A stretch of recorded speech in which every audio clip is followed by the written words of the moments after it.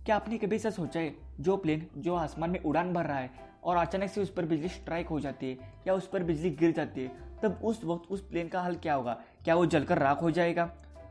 आपको तो पता ही है, कई लोगों की मौत बिजली गिरने से हो जाती है। क्या हमारे पास ऐसी टेक्नोलॉजी है जिससे हम पहले ही प्रेडिक्ट कर सके कि बिजली इस जगह पर गिरने वाली है या उस जगह पर गिरने वाली है? मतलब उसका लोकेशन हमें पहले ही पता चल जाए। तो इन सवालों का आज मैं जवाब दूंगा। तो मेरा नाम है Abhishek Sakhare and you are watching Pro Knowledge. So let's begin. बिजली गिरना यह एक नेचुरल फिनोमेना है और आप सब ने तो आसमान में बिजली चमकती हुई देखी होगी, लेकिन उसका स्मॉल अमाउंट ऑफ परसेंटेज ही धरती पे आता है, जिसे हम बिजली स्ट्राइक करना या बिजली का गिरना हम कहते हैं। आमतौर पर पेड़, टावर्स और बिल्डिंग पर बिजली गिरने की प्रोबेबिलिटी ज़्यादा होती है। इसलिए आपने कभी नोटिस किया होगा, जो सिटी में हाई राइजिंग बिल्डिंग होती है वहाँ पर स्पेशल एंटेना टाइप आपको कुछ दिखेगा, जैसे कि आप स्क्रीन के ऊपर देख रहे हो, लेकिन उसे लाइटनिंग रॉड कहती है। और ये लाइटनिंग रॉड का काम ये होता है कि जब लाइटनिंग स्ट्राइक करेगी तब उस लाइटनिंग स्ट्राइक को ज़मीन में कंडक्ट करवा देना। इससे होगा ये क्या, बिल्डिंग सुरक्षित रहेगी और उसको कोई भी डैमेज नहीं होगा। अगर हम रूरल एरिया की बात करें तो आमतौर पर पेड़ ही सबसे ऊंचा स्ट्रक्चर होता है, तो उस पर बिजली गिरने के चांसेस ज़्यादा होते हैं। भारत में लगभग हर साल 2000 से 2500 लोगों की मौत सिर्फ बिजली गिरने से हो जाती है। बिजली जिस पर गिरती है और जो इंसान इसमें से बच जाता है, उनमें लॉन्ग टर्म में इंजरी दिखाई देती है। तो जब भी बारिश हो रही होती है तब पेड़ के नीचे कभी मत रुकना। तो अब हम हमारे सवाल पे आते हैं, क्या हमारे पास ऐसी टेक्नोलॉजी है जिससे हम पहले प्रेडिक्ट कर सकते हैं कि बिजली किस जगह पर गिरने वाली है?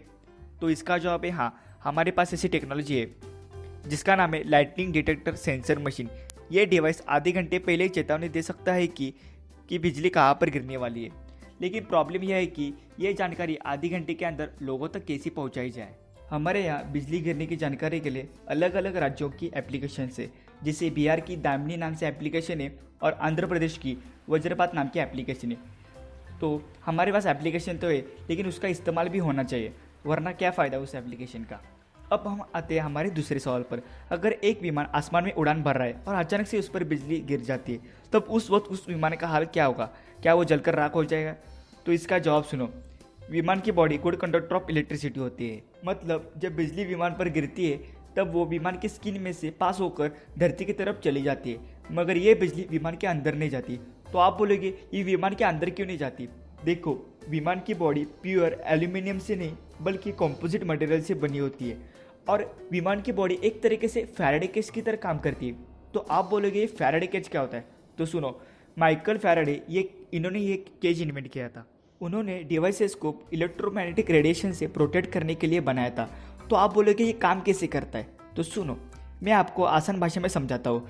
जब इलेक्ट्रोमैग्नेटिक रेडिएशन इस केज पे स्ट्राइक करता है तब वो केज के स्किन में से गुजरकर दूसरी तरफ से निकल जाता है, लेकिन वो रेडिएशन केज के अंदर नहीं आता। तो इसी वजह से अंदर जो भी हो वो सेफ रहता है। तो आप अभी समझ ही गए होंगे कि बिजली विमान पर गिरने के बावजूद विमान को कुछ नहीं होता। और एक मैं आपको एडिशनल इन्फॉर्मेशन बताता हूँ।